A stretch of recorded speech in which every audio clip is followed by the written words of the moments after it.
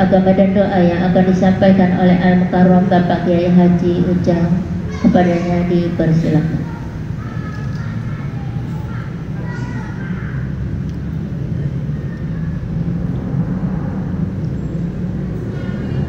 Assalamualaikum warahmatullahi ta'ala wabarakatuh.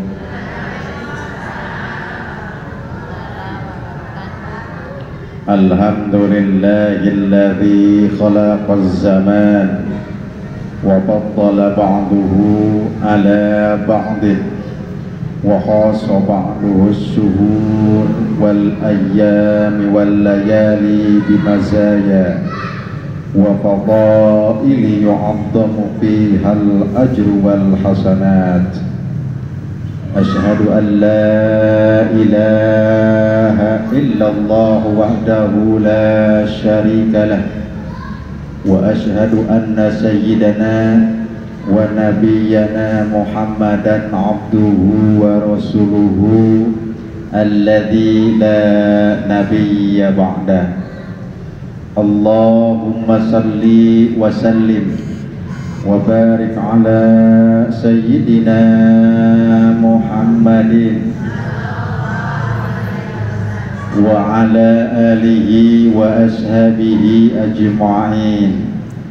Ayyuhal hadirun, ittaqullaha haqqa tuqatihi wa la tamutunna illa wa antum muslimun. Faqad qala Allah Ta'ala fi kitabihil karim wa huwa asdaqul qailin. A'udzu billahi minasy syaithanir rajim. Bismillahirrahmanirrahim. Inna 'iddatas syuhur indallahi 12 syahran fi kitabillah Yawma khalaqas samawati wal arda minha arba'atun hurum. Dzalika ad-dinul qayyim fala tadlimu fihinna anfusakum. Al-ayah wal makna wallahu a'lam bimuradi. Amma ba'd. Hadirin masyiral muslimin, jamaah majlis ta'lim rahimakumullah yang saya hormati dan mudah-mudahan dimuliakan oleh Allah Subhanahu wa Ta'ala. Puji sebagai kalimat yang paling pantas kita ucapkan ketika kita mau mulai ngaji. Mari kita persembahkan kehadirat Ilahi Rabbi. Syukur sebagai ungkapan rasa syukur atas nikmat-nikmat yang telah Allah limpahkan kepada kita. Mari kita hadiratkan kehadirat Allah yang Maha Ghafur, karena pada hakikatnya Allah yang Maha mengatur, sehingga dalam kesempatan yang berbahagia ini kita masih diberikan kenikmatan-kenikmatan oleh Allah Subhanahu wa Ta'ala, baik itu nikmat yang sifatnya fisik material maupun nikmat yang sifatnya mental spiritual, nikmat keimanan, keislaman dan kesehatan yang alhamdulillah sampai detik ini Allah masih melimpahkannya kepada kita. Mudah-mudahan kenikmatan-kenikmatan yang Allah limpahkan tersebut kita sebagai hamba Allah mampu mentasarufkannya di jalan Allah untuk senantiasa bernilai yang ibadah di hadapan Allah Subhanahu wa Ta'ala. Amin ya Allah ya Rabbal Alamin.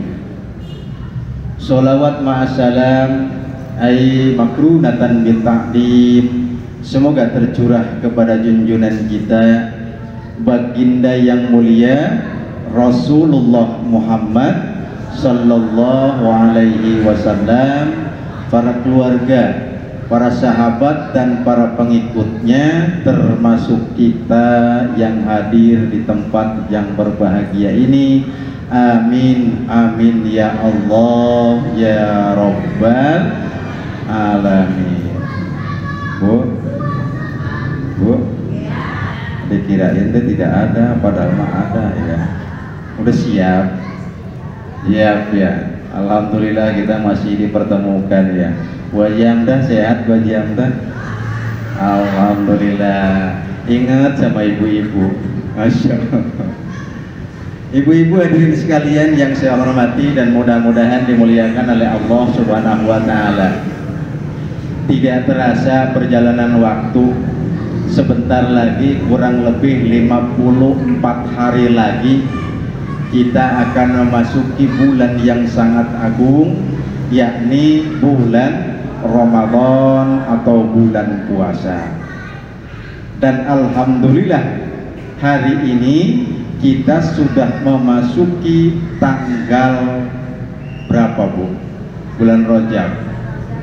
Tanggal 9 bulan Rajab. Ya. Alhamdulillah. Bulan ini adalah bulan yang dimuliakan oleh Allah Subhanahu wa taala.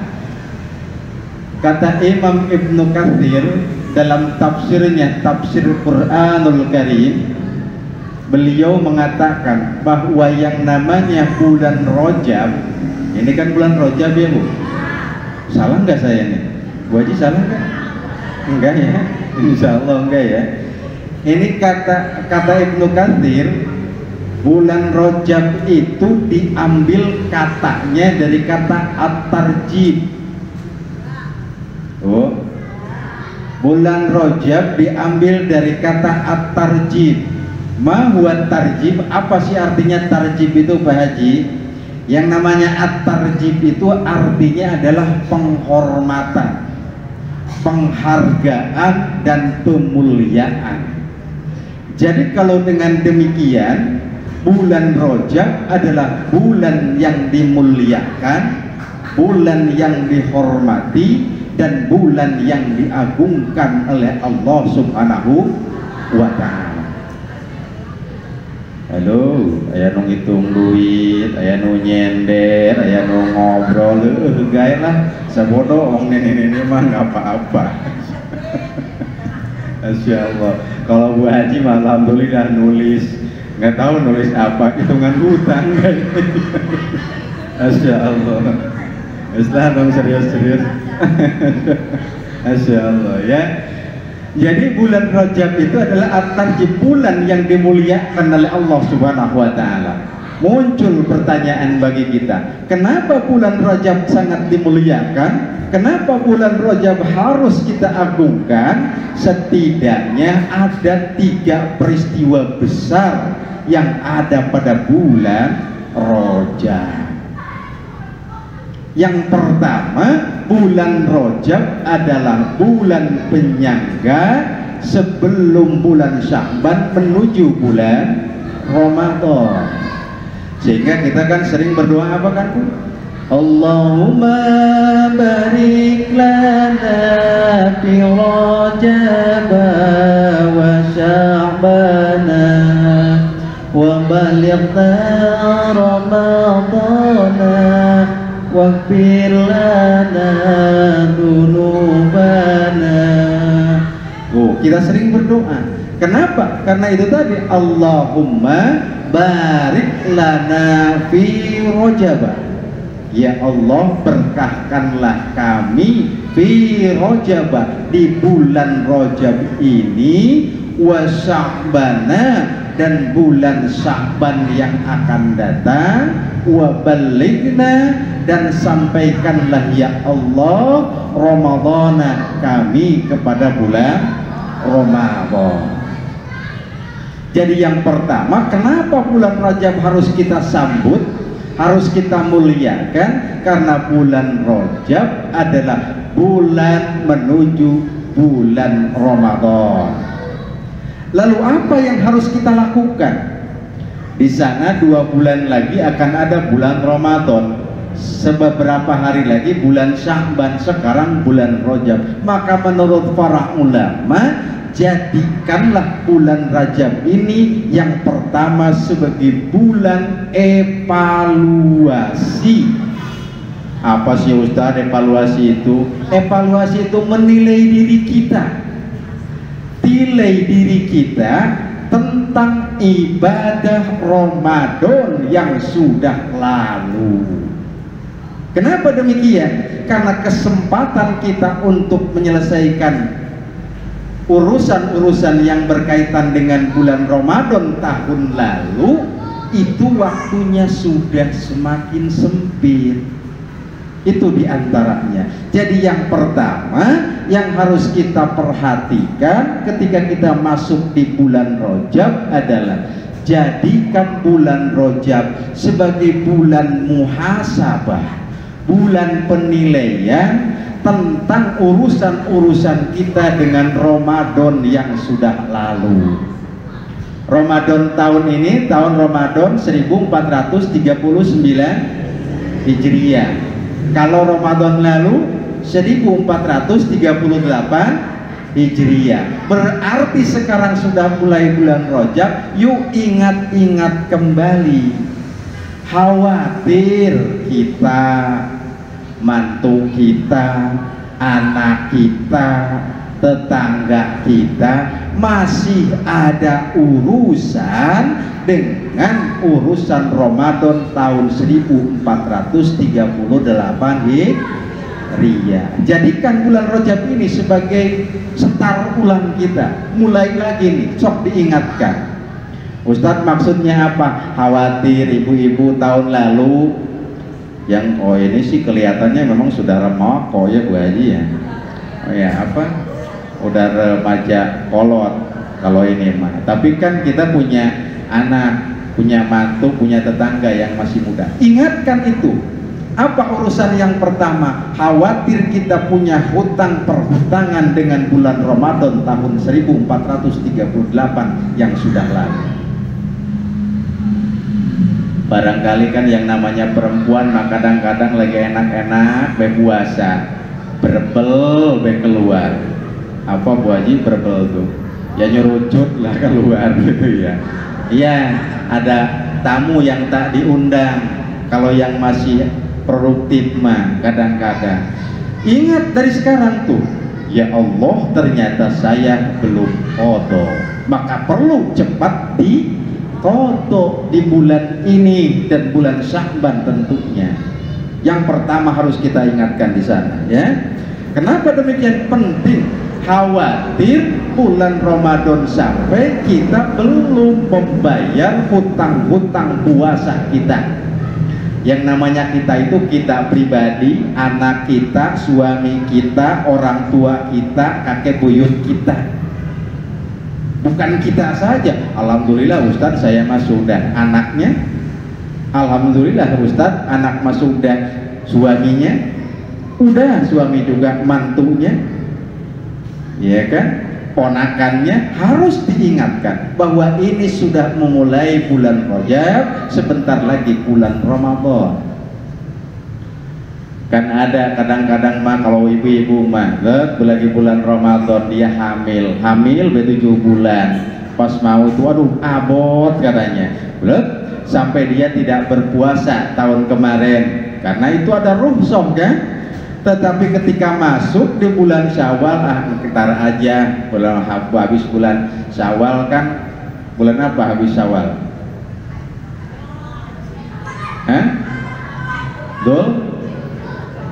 Dzulqa'dah. Barang bulan Dzulqa'dah datang, nanti saja sebulan lagi, nanti saja lagi, nanti saja lagi, tiba-tiba sudah masuk ke bulan Ramadan berikutnya. Ini kan berbahaya. Maknanya begitu maksudnya. Jadi bulan Rajab itu jadikan sebagai bulan muhasabah untuk kita mengingat-ingat hutang Ramadan kita yang sudah lalu. Barangkali kita sudah tidak haid, tapi dulu waktu tahun 1438 Ramadan kemarin kita lagi keadaan sakit. Ternyata sampai sekarang belum qadha, maka itu wajib sekarang kita cepat bayar. Atau jangan-jangan dulu tuh saya waktu usia 20 tahun egali mengkonon sire puasane barang nengi omah mah iya bener puasa barang metu bening keluar dari rumah, ada teman-teman nggak puasa, makan-makan ikut, makan-makan, sampai sekarang belum dibayar, bayar sekarang. Itu maknanya semakin dekat kepada bulan Ramadan. Kenapa demikian? Karena ada jumhur ulama, ada pendapat ulama yang mengatakan kalau sudah lewat di bulan Ramadan yang bersangkutan masuk lagi ke bulan Ramadan, maka itu 2 kali lipat hutangnya. Kalau hutangnya 20 tahun berarti 20 kali. Iya kan, untuk ikhtiar kita, walaupun ada ulama yang mengatakan yang ditinggalkannya saja itu dibayarnya. Jadi dalam pengajian ini yang pertama yang ingin saya sampaikan adalah tentang kita kewajiban mengingat kembali dalam upaya menyambut bulan Rajab ini, mengisi bulan Rajab ini dengan mengingat-ingat hutang puasa Ramadan kita, ya. Karena mau tidak mau itu adalah kewajiban yang harus dibayar. Kan meninggalkan puasa itu ada yang wajib qadha, ada yang wajib fidyah, ada yang wajib fidyah saja, ada yang wajib qadha saja, ya. Hati-hati itu harus disampaikan ke anak-anak kita yang masih apa ya? Ya belum apa bahasanya Bu? Ya masih haid kadang-kadang ya, atau lagi nyusukan anak, itu hati-hati, harus kita sampaikan kepada mereka, ya. Kadang-kadang anak kita tahun lalu anaknya masih nyusu, umur 7 bulan misalkan, sampai ibunya nggak puasa. Nah itu wajib apa itu Bu? Wajib qadha, wajib qadha. Tetapi kalau khawatirnya terhadap anak yang disusuinya, maka itu wajib qadha, wajib fidyah.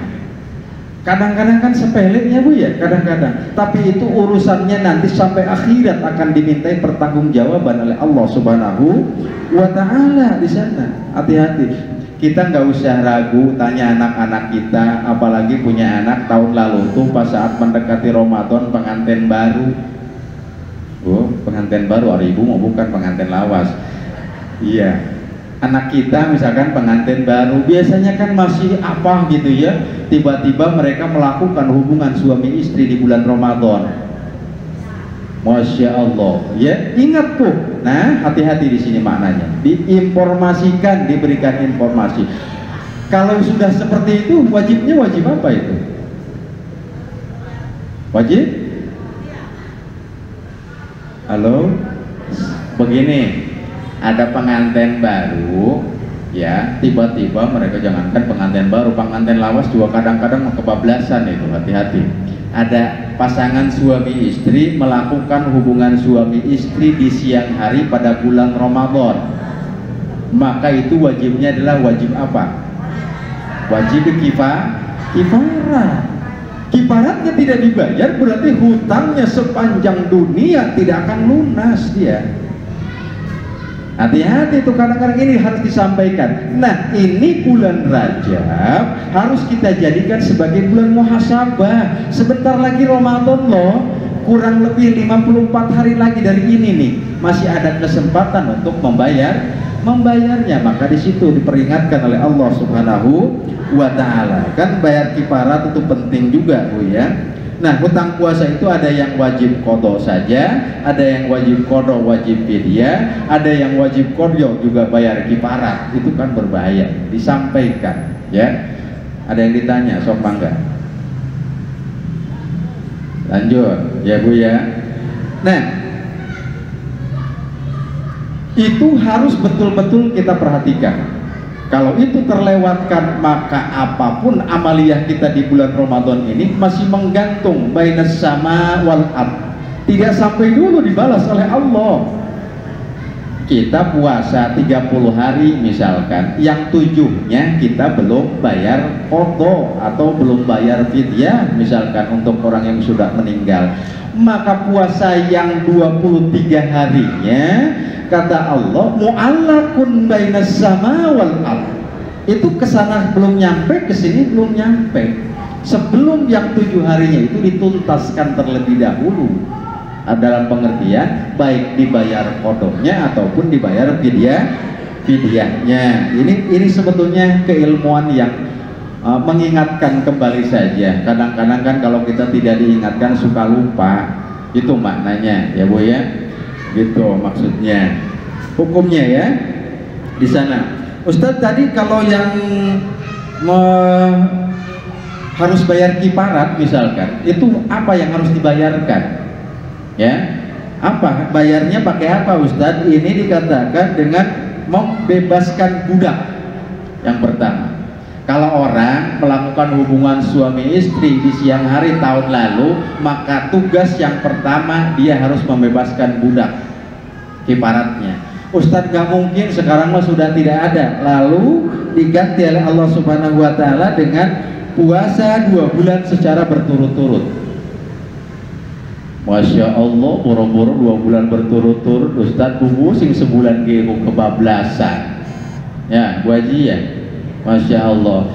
Nggak kuat juga, tetapi itu harus diupayakan dulu. Jangan langsung milih yang paling enak saja. Tidak bisa seperti itu, ya. Lalu kemudian setelah itu harus memberi makan 60 orang fakir miskin.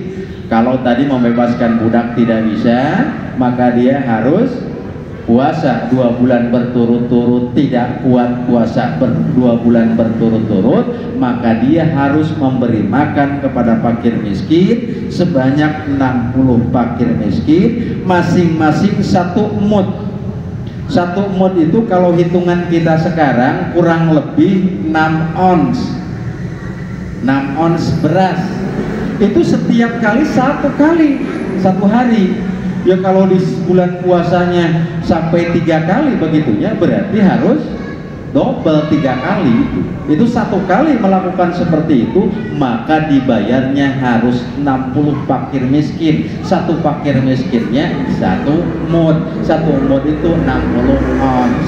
Berarti 1 kali puasa ditinggalkan dengan melakukan hubungan suami istri seperti itu di siang hari, dia harus mengeluarkan beras kurang lebih 6 kali 6 36, berarti 36 kiloan kira-kira seperti itu ya. Itu kurang lebih. Ustadz bagaimana kalau diuangkan?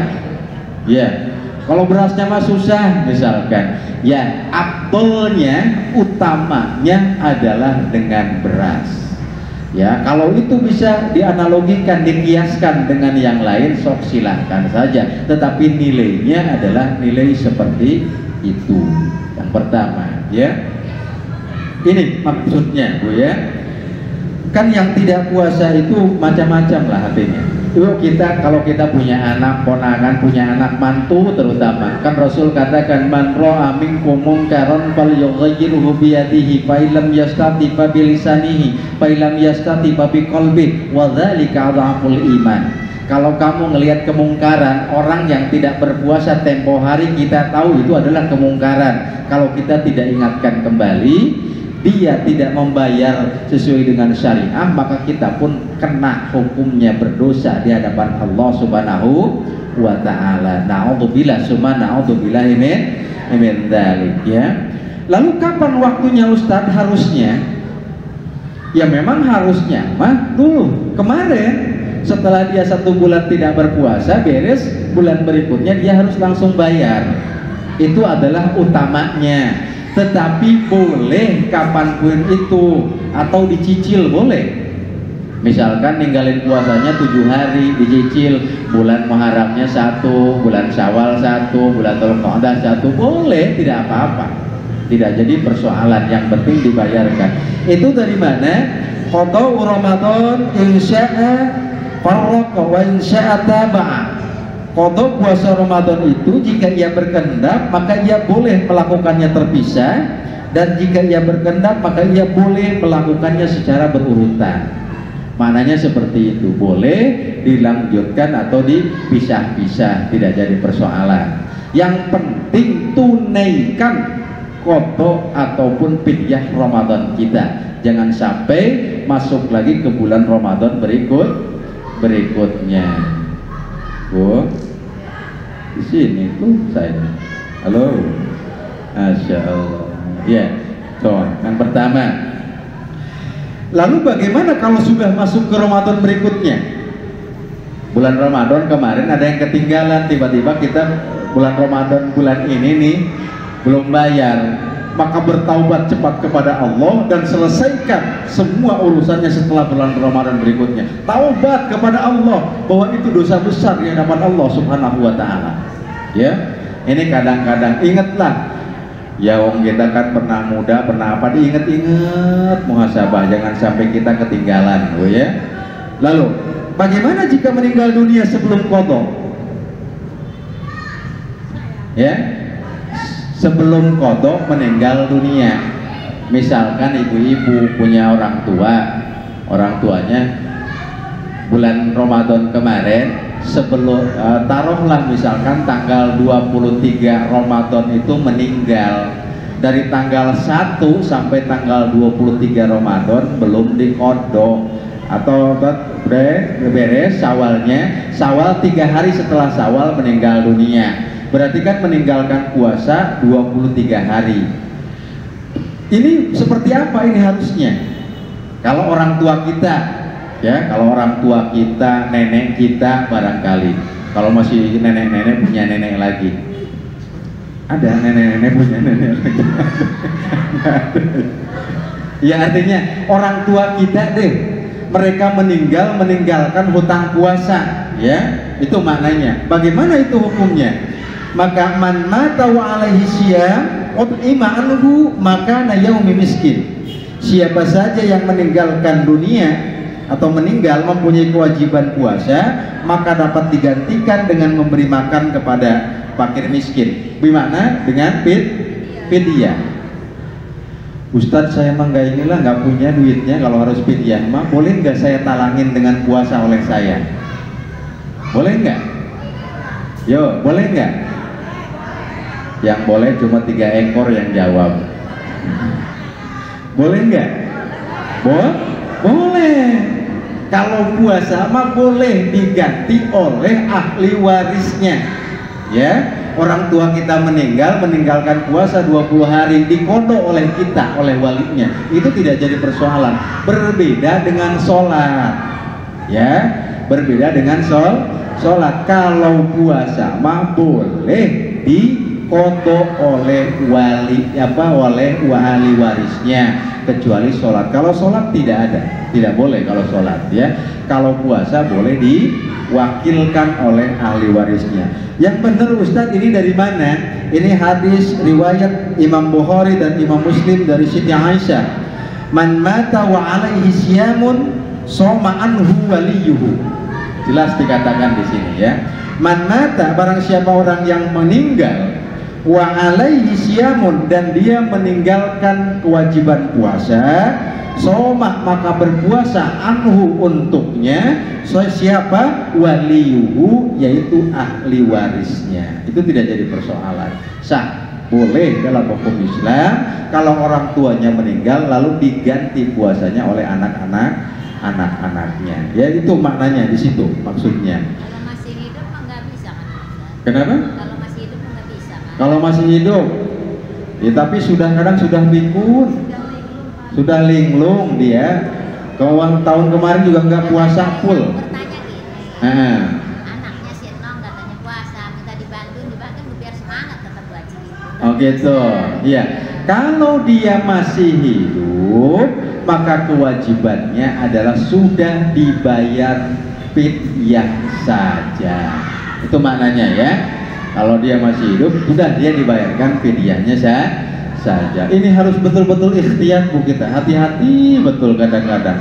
Jangan sampai kadang-kadang, ya, apalagi kita masih punya orang tua yang memang sudah tua betul dari kita, usianya sudah 90 tahun, kadang-kadang sama sholat sudah enggak ya, kadang-kadang mah puasa apalagi. Kalau kita punya orang tua yang sudah seperti itu di rumah, maka kewajiban kita minimal mengingatkan, Bapak, Mama, Bang, ini sudah waktu zuhur, ingatkan, maka sudah tuntas itu kewajiban kita. Adapun dia sholat atau tidak, farudduhu ilallah, kembalikan kepada Allah. Yang penting kita sudah mengingatkan. Kalau kita tidak mengingatkan, maka haram hukumnya bagi kita. Apa artinya? Berdosa kita di hadapan Allah Subhanahu wa ta'ala. Itu untuk sholatnya terutama harus diingatkan, karena kalau sholat itu kan tidak ada rukhsah, Ya, yang namanya sholat itu dia mampu berdiri sambil berdiri, dia mampu sambil duduk maka wajib berduduk, dia mampunya sambil berbaring maka wajib sambil berbaring. Sudah berbaring tidak bisanya dengan isyarat maka wajib dengan isyarat. Kalau sudah tidak bisa dengan isyarat berarti kan dia sudah disolatkan. Dituntun, alhamdulillah kalau gitu. Itu akan lebih utama bagi kita, insya Allah. Saya sering mendengar ucapan begini Bu Haji, kalau kita memperlakukan orang tua yang sudah seperti itu waktu hidupnya kita lakukan, maka ketika kita seperti itu akan diperlakukan yang sama oleh anak-anak kita, insya Allah. Karena itu pasti itu seperti itu. Umpama orang tidak pernah dia, ada orang hajatan nggak pernah datang, ada orang syukuran nggak pernah datang, giliran dia syukuran insya Allah jarang yang mau datang juga. Itu udah hukum Allah, sunatullah seperti itu, Bu. Iya kan? Kadang-kadang kan begitu. Makanya perlakukanlah orang tua yang sudah jompo itu sebagaimana kita nanti kalau sudah jompo ingin diperlakukan oleh anak-anak kita. Maka kalau kita memuliakan mereka, insya Allah kita pun akan dimuliakan oleh anak dan keturunan kita. Amin ya Allah ya Rabbal alamin. Jadi yang pertama, di bulan Rajab ini kita harus jadikan bulan Rajab sebagai bulan untuk bermuhasabah kepada Allah, karena bulan Rajab adalah penyangga daripada bulan Ramadan. Sok mangga Ini tadi masalah tadi yang sakit itu memang kita ingatkan. Yang sakit itu apa? Yang sakit dan maksudnya kalau pas waktu sholat kasih tahulah sholat ke anak-anaknya. Betul. Terus katanya begini, terus kan bagaimana Bu itu wudunya? Bagaimana kalau dia pakai pampers? Harus bagaimana kan gitu Pak? Ya, apakah tidak perlu lagi? Karena saya juga bukan tidak tak kesalahan umumnya, maka saya tanyakan ke Pak Haji. Iya. Kalau misalnya udah sakit, untuk itu juga nggak bisa, juga berhutang, gitu ya. Kalau diingatkan sholatnya itu, berarti katanya harus enggak, katanya gitu. Betul. Sedangkan dia pakai pampers, apa dibuka dari pampersnya atau gimana? Kebetulan ini orang yang pas-pasan, jadi pampers aja sampai saya emang agak susah. Iya. Kalau pulang-balik man, bagaimana? Dan masih nantilah saya bilang ya, saya tanyakan yang penting. Itu udah mengingatkan bahwa harus sholat. Iya betul. Satu Pak.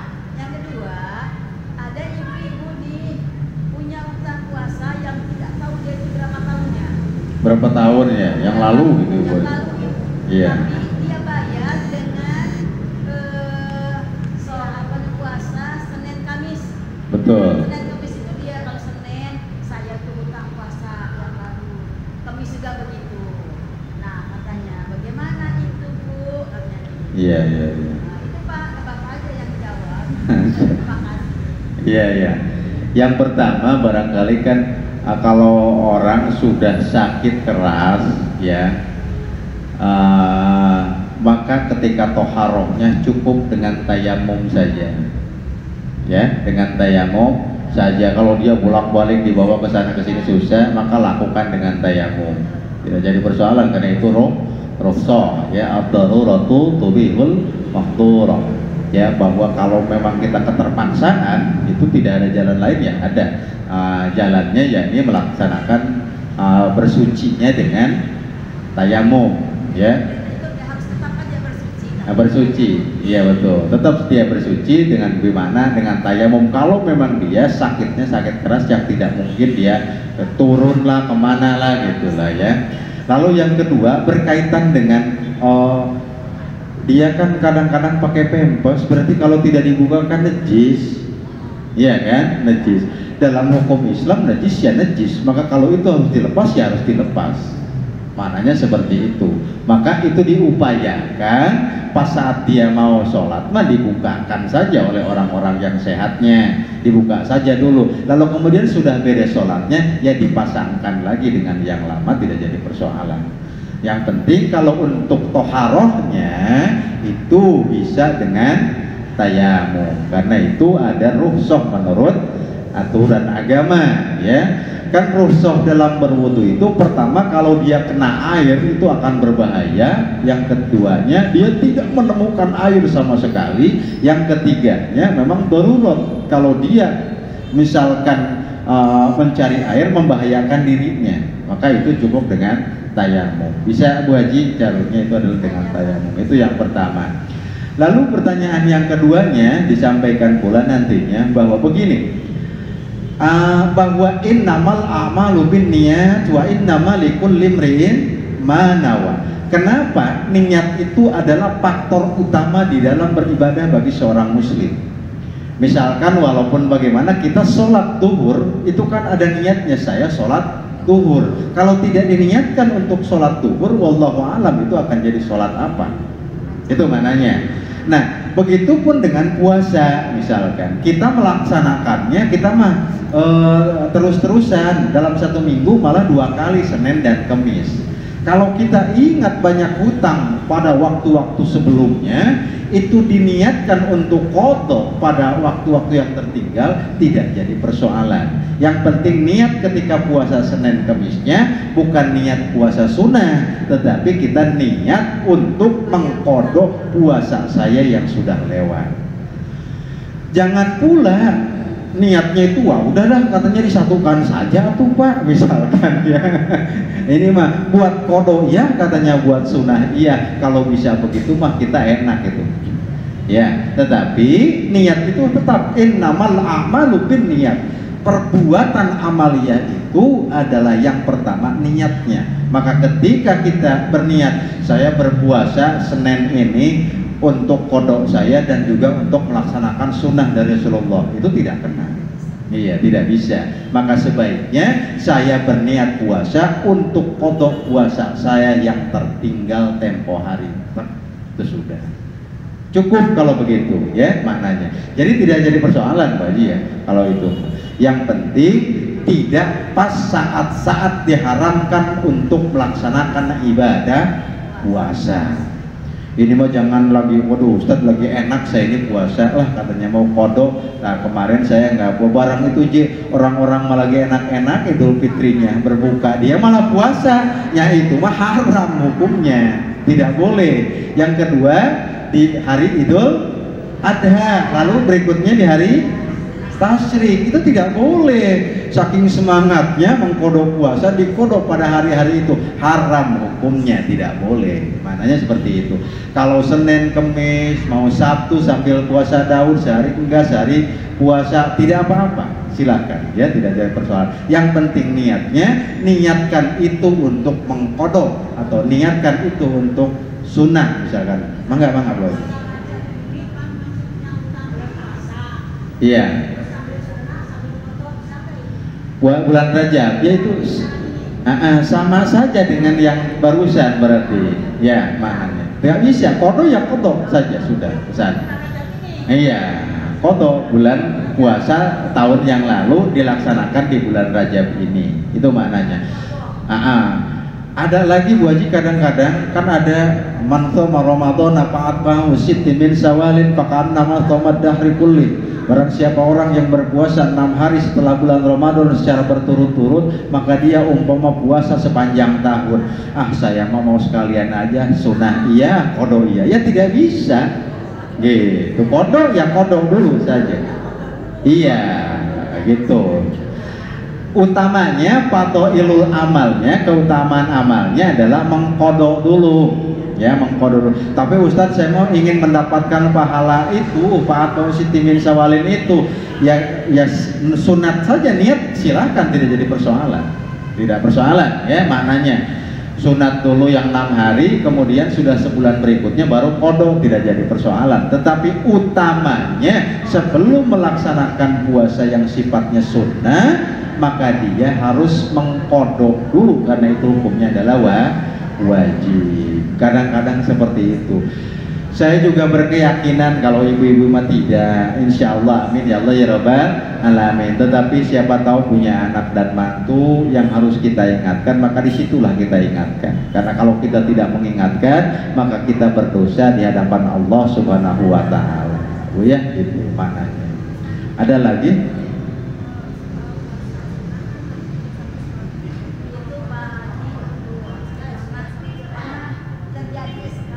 Sebentar Bu. Iya.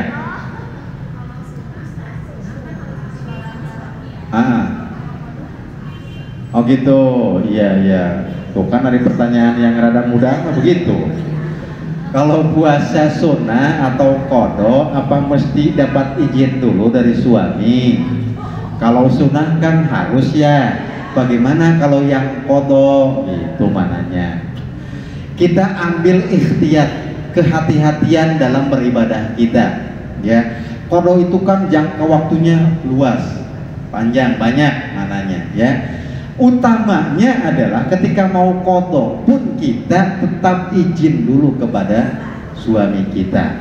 Utamanya, ya masa sih kalau sudah ngomong izin nggak diizinin, mustahil juga ya. Kecuali kalau suaminya banyak kebutuhan di siang hari, Allahu a'lam kalau itu mah ya. Tapi saya yakin utamanya adalah kita minta izin dulu kepada suami, ya walaupun mau qada, apalagi sunnah. Kalau sunnah mah kata suami wisin nong bapak neng kuna harap ayun mantuk jam 12 wis lah ora usah puasa dina kieu ya kesok maning saos kata niku. Maka itu mah harus menggugurkan ya kalau itu mah, kalau seperti itu kalau sunnah, karena apapun hajat suami itu harus lebih didahulukan ketimbang hal yang sifatnya sunnah. Bahkan menurut Rasulullah, seandainya diperbolehkan untuk bersujud kepada manusia, maka manusia akan diperintahkan pertama sujud kepada ibu bapaknya, yang kedua sujud kepada suaminya. Tapi karena tidak diperbolehkan, maka tidak ada hukumnya. Ya, yang penting ketaatannya. Itu bimakna. Ya, khawatir kita hari ke atasnya mau pakai duasi, kemejanya bagus, pokoknya mah rambutnya rapi, barang ke bawahnya pakai celana pendek doang, gitu maknanya. Kan tidak elok kelihatannya pun juga. Jadi akan lepas fadhailul amalnya. Itu bimakna ya. Itu bimaknanya. Ya, pagi nyambung. Mangga. Kasihan itu ya. Iya. Jadi ini ada juga memang untuk qada itu ada juga sampai nggak boleh sih ya. Nah kalau sampai dengan nggak boleh saja itu Pak, karena kita memang harus berbakti dan menurut sama suami.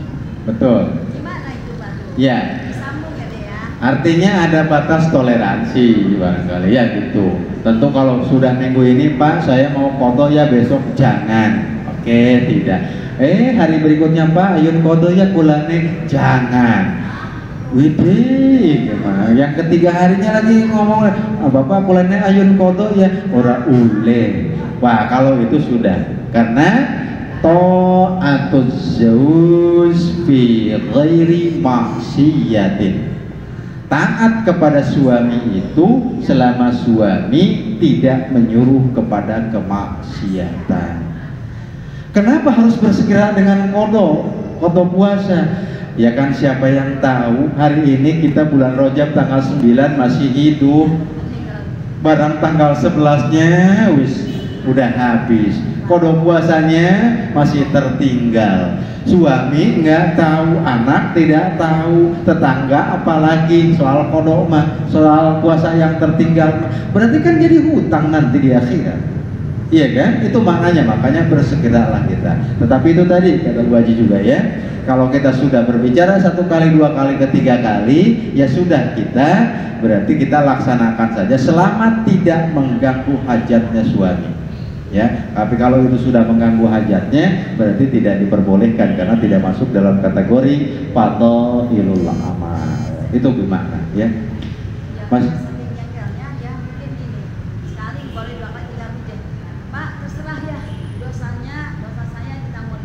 iya. Jadi suaminya itu kadang-kadang wis dosanya tangkang. Wis kepremen iku bae. Ngelatih membangun bae jadi Bu Guru ya. Bu Haji ya. Kadang-kadang begitu. Tapi insya Allah ya, ini mas seandainya ada seperti itu, kalau izin pertama, izin kedua, izin ketiga, maka kalau sudah ketiga sudah kita lewat. Artinya kita berpuasa saja. Jangankan seperti itu, kadang-kadang istri itu begini, Pak, sayanya mau ke rumah ibu di sana. Kadang-kadang, wis aja, gitu. Ya kadang-kadang kan, Baru aja, oke. Yang pertama enggak. Pertimbangannya kenapa Pak? A, B, C, D didengarkan. Yang kedua masih begitu tiga. Yang ketiga kita izin dulu, sampaikan dulu, kasih kalau masih ditolak dan waktunya memang memungkinkan untuk kita berangkat saja, tidak jadi persoalan. Itu bermaknanya seperti itu. Oke? Karena kita yang penting akhlakiyahnya sudah ditempuh. Ya, akhlaknya itu sudah kita lakukan terhadap suami. Kalau belum, itu yang salah bagi kita. Kalau tadi seperti itu, yang dosa itu adalah suaminya. Makanya ajaran agama mengatakan taat terhadap suami itu kalau suaminya tidak menyuruh kepada kemaksiatan.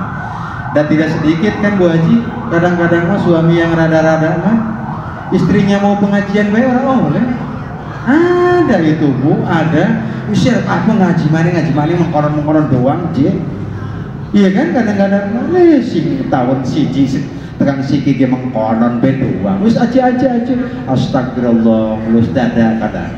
Ya, padahal kan bukan dapat apa kemauan kita taklim itu di hadapan Allah, tapi kadang-kadang seperti itu. Makanya kalau 1-2 kali kita izin, silakan diizinkan, tidak diizinkan, yang ketiganya kita berangkat. Insya Allah kita bukan bermaksiat kepada Allah. Karena ta'atuz zawj fi ghairi maksiatin. Selama kita masih memegang akhlakiyah kita terhadap suami, kita melakukan hal-hal yang baik, silahkan saja. Itu ya, mananya seperti itu. Masih ada Bu? Mangga.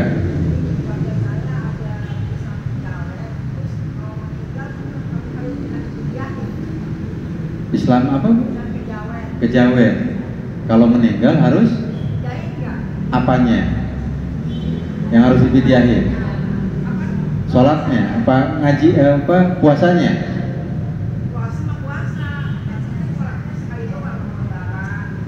Oh gitu. Iya. Itu kan khilafiyah ya. Gitu. Ini kembali ke hati nurani kita. Tetapi aturan agama tidak ada yang mengatakan seperti itu. Tidak ada yang mengatakan seperti itu, bahwa sholat itu tidak ada. Kenapa sholat itu? Kalau kita berangkat kemana ketinggalan sholat, maka kita bisa jama, bisa qashar. Itu gimana apa? Tidak ada rukhsah dalam sholat. Tetapi kalau sudah lewat dia tidak sholat, saya mau pidyahin sholatnya barangkali ya. Nah, tetapi selama ini saya belum menemukan keterangannya. Tetapi kalau untuk malar-malar, artinya mudah-mudahan Allah menerima sedekah kita untuk menutup itu, maka tidak jadi persoalan, dilakukan ya, sok silakan saja. Cuma keterangan agama belum ada yang mengatakan seperti itu.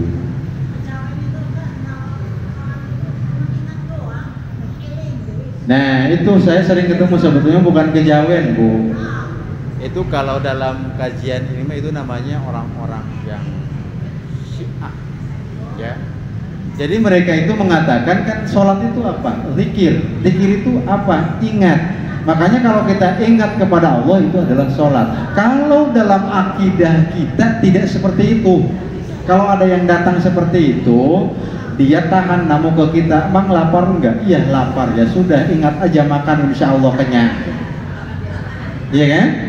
Itu aja itu. Saya pernah Bu Haji, saya pernah mau jalan ke puncak ngisi acara, sopirnya begitu, "Yuk kita ini," kata saya, jalan gitu.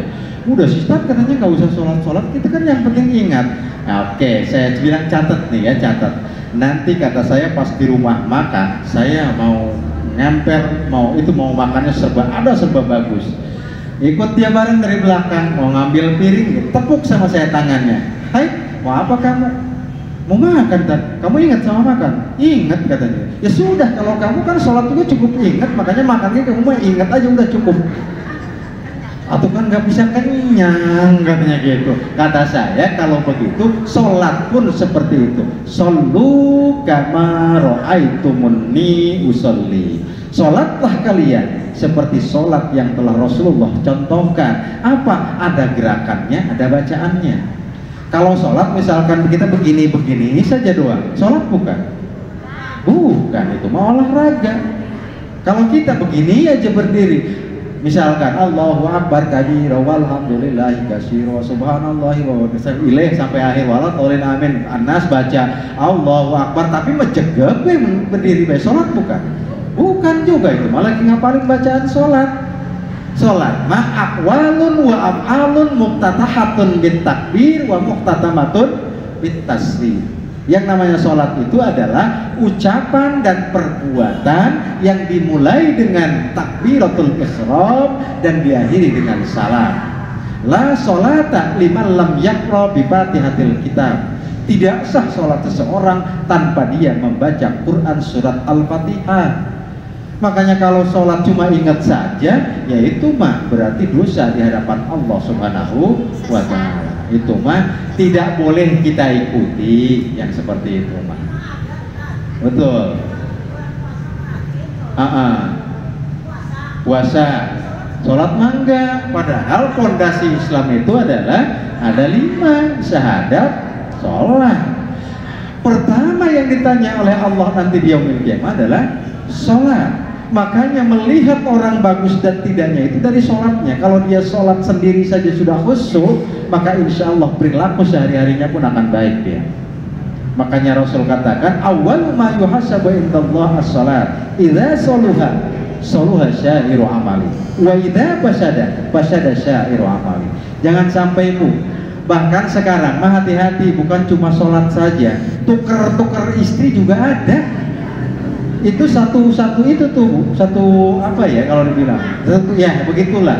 Itu hati-hati, Allah karim, naudzubillah summa naudzubillah min dzalik. Itu ada yang seperti itu. Atau ada lagi katanya kalau punya anak perempuan yang belum dibaiat oleh mereka, maka itu bukan Islam. Maka orang tuanya tidak berhak untuk menjadi wali.